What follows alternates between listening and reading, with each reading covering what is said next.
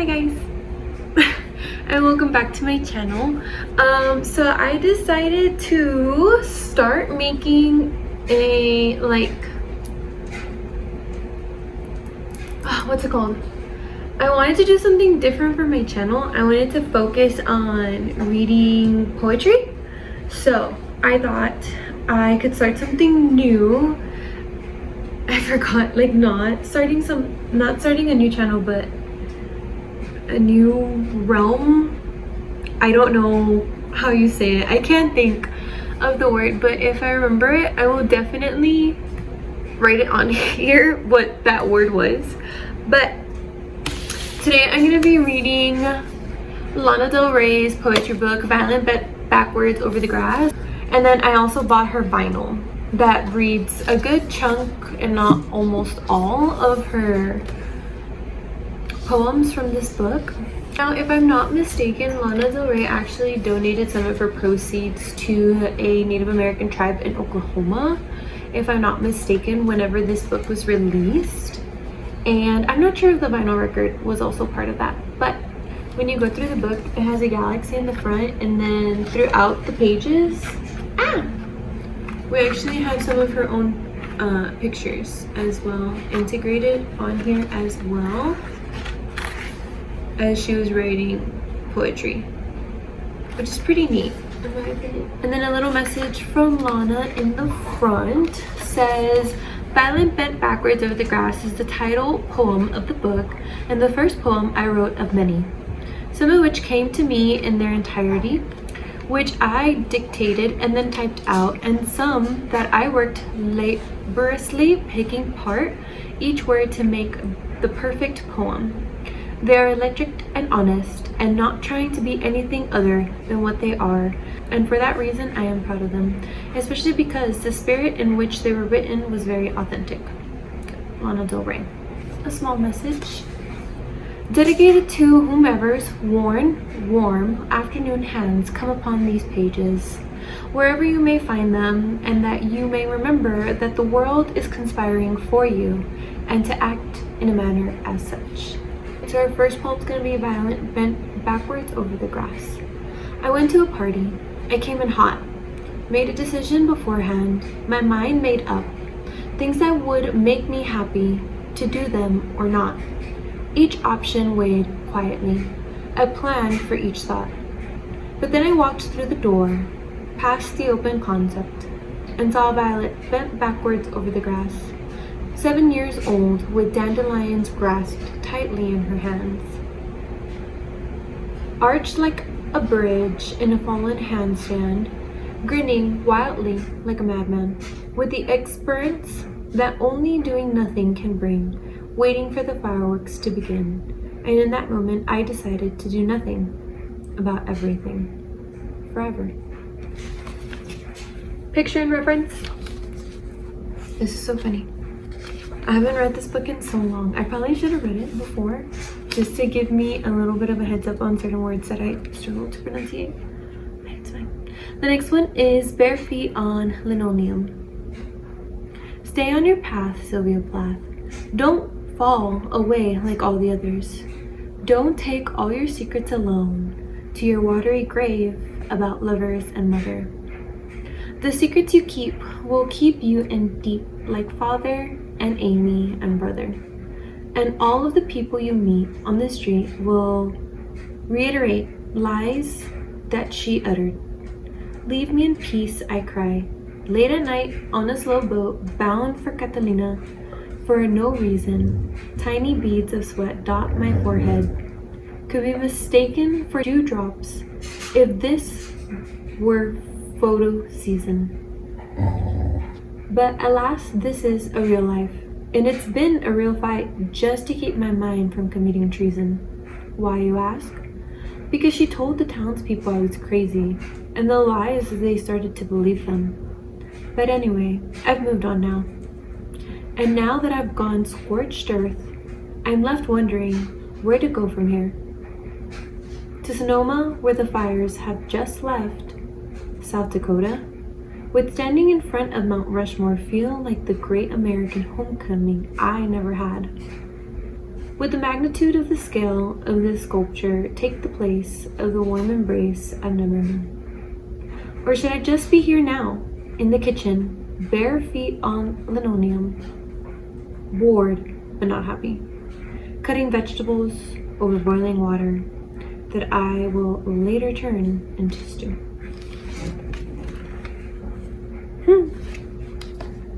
Her kitchen's cute. Next poem. What happened when I left you? Perfect petals punctuate the fabric, yellow, blue, silver platters with strawberries strewn across the room.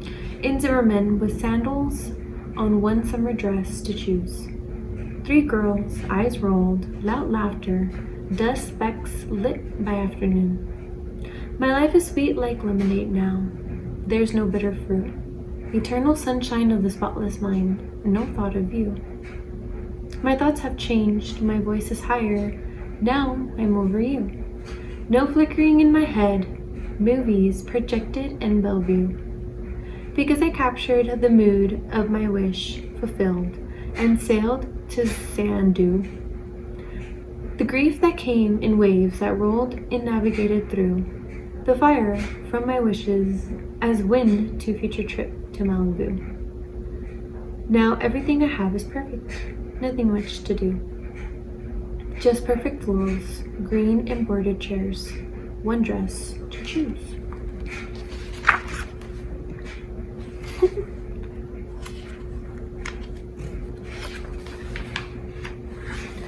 The next poem is LA, Who Am I to Love You? LA, I'm from nowhere, who am I to love you? LA, I've got nothing, who am I to love you? When I'm feeling this way and I've got nothing to offer, LA, not quite the city that never sleeps, not quite the city that wakes, but the city that dreams for sure. If by dreams you mean nightmares, LA, I'm a dreamer, but I'm from nowhere, who am I to dream? LA, I'm upset. I have complaints, listen to me. They say I come from money and I didn't even have love and it's unfair. LA, I sold my life rights for a big check, but now I can't sleep at night and I don't know why. Plus, I love sex, so why did I do that when I know it won't last? LA, I picked San Francisco because the man who doesn't love me lives there. LA, I'm pathetic, but so are you. Can I come home now? Daughter to no one, table for one. Party of thousands of people I don't know at Delilah, where my ex-husband works. I'm so sick of this, but can I come home now? Mother to no one, private jet for one. Back home to Tudor house that born 1,000 murder plots.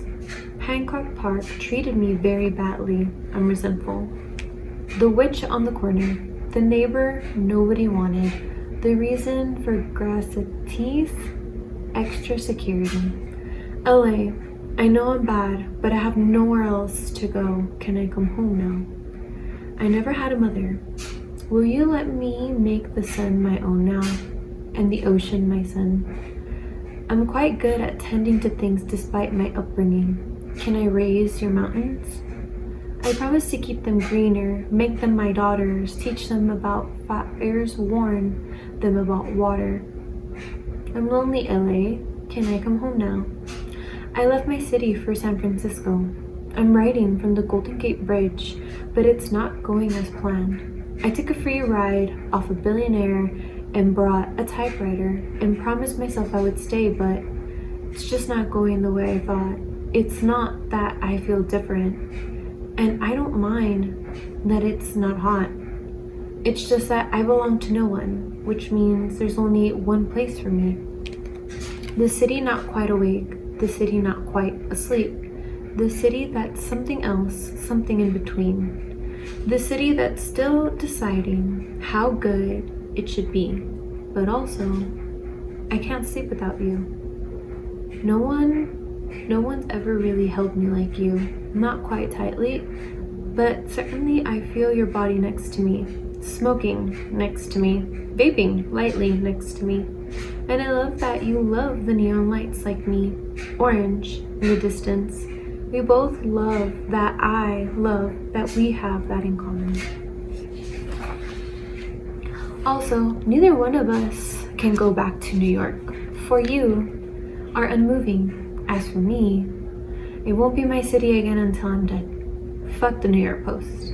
LA, who am I to need you when I've needed so much, asked for so much, what I've been given? I'm not yet sure. I may never know that either until I'm dead. For now though, what I do know is that I don't deserve you.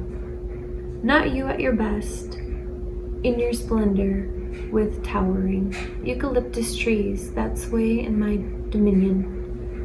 Not you at your worst, totally on fire, unlivable, unbreathable. I don't deserve you at all. You see, you have a mother, a continental shelf, a larger piece of land from where you came. And I am an orphan, a little seashell that rests upon your native shores. One of many, that's for sure.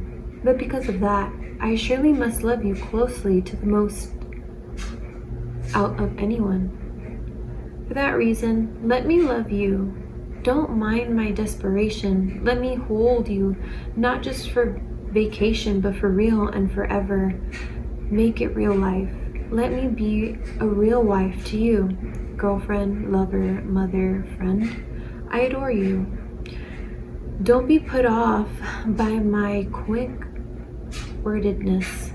I'm generally quite a meditator. Actually, I'll do very well down by Paramanasa Yaganda Realization Center, I'm sure. I promise you'll barely even notice me, unless you want to notice me. Unless you prefer a rambunctious child, in which case I can turn it on too. I'm good on the stage, as you may know. You may have heard of me.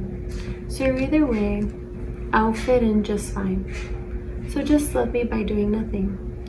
Except for perhaps not shaking the county line. I'm yours if you'll have me, quietly or loudly. Sincerely, your daughter. Regardless, you're mine. Okay, there's like a few words I could not pronounce in that poem. I measure time by the days I spend away from you.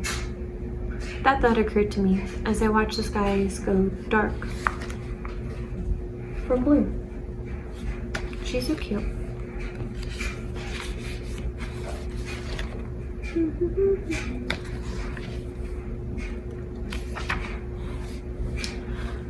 Alright, this may be our last poem for today. I don't know how many I've read so far.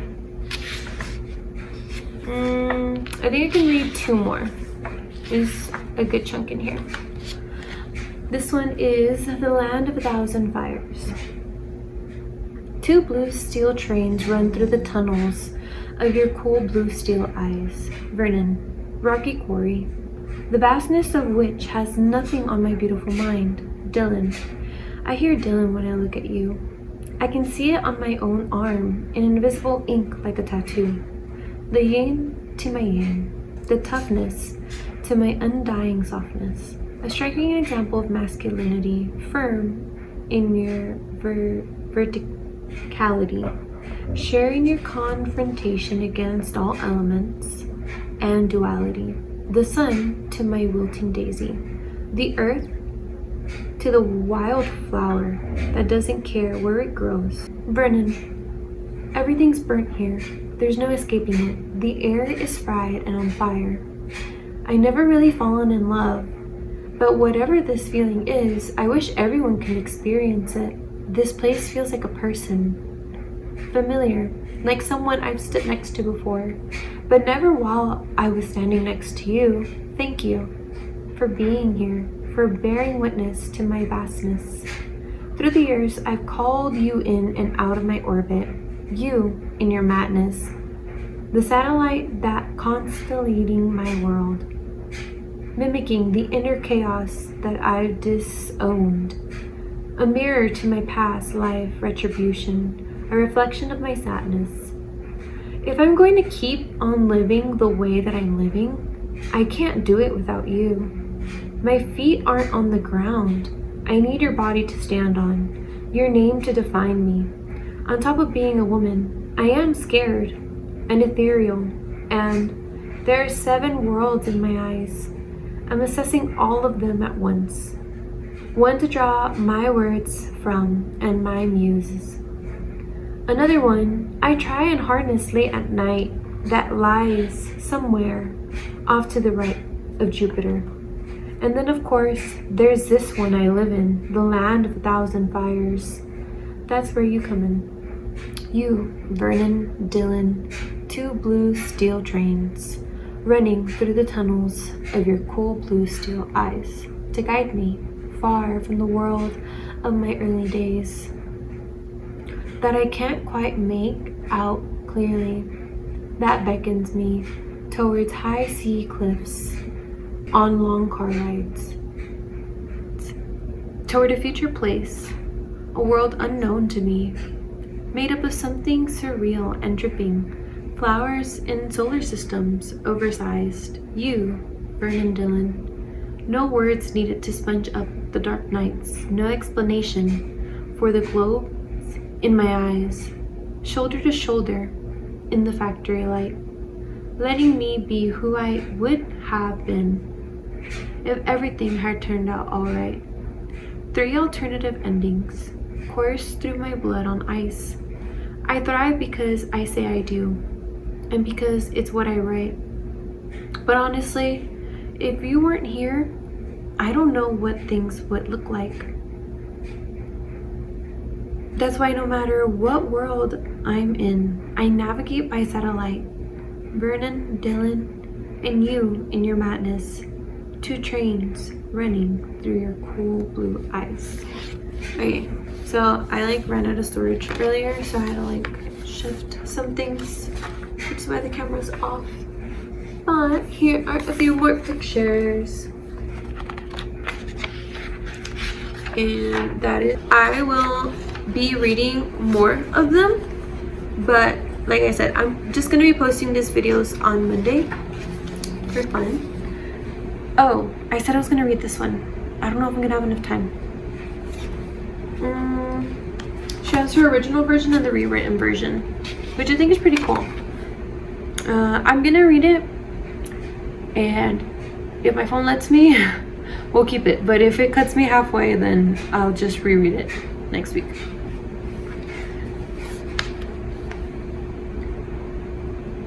This one's called Never to Heaven.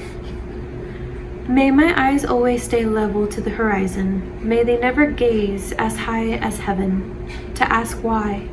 May I never go where angels fear to tread, so as to have to ask for answers in the sky.